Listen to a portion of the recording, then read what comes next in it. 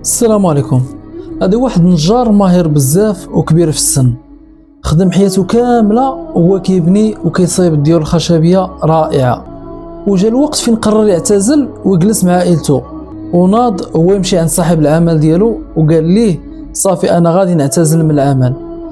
صاحب العمل هو يحزن حيت عارف قيمته، ولكن وافق، وغير هو طلب منه واحد الطلب الاخير، قال ليه شوف صايب لينا واحد الدار وتكون هي الاخيره قبل ما تعتزل، وغير هاد الدار وديك الساعه سير ارتاح.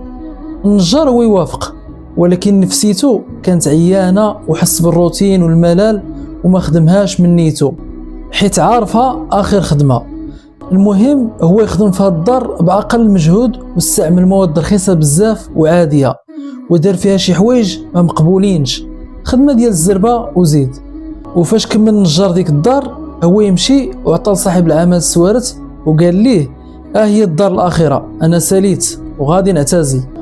صاحب العمل هو يشد دوك السوارت وابتسم واحد بابتسامه غريبه، هو يرجعهم للنجار وقال ليه هذه هي الدار ديالك انت، وهذه هي الهديه ديالي لك بمناسبه التقاعد ديالك، وهذه هي الدار ديالك اللي غادي تعيش فيها انت وعائلتك.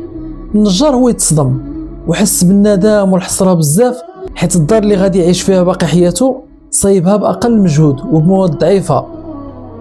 العبره من القصه هو كل عمل كتقوم به اليوم هو بناء للبيت اللي غادي تسكن فيه غدا، والحياه ديالنا هي بحال هذيك الدار.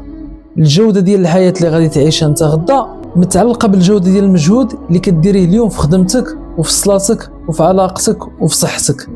والا درتي شي حاجه بنيه الاتقان راه كديرها راسك انت قبل ما تكون الناس. وكنتمنى تكون عجبتكم قصه اليوم، واللي عجبتكم قولوها لي في التعليق، وما تنساوش تضغطوا على زر الاعجاب وتابوناو معايا باش نزيد نحط لكم قصص جداد.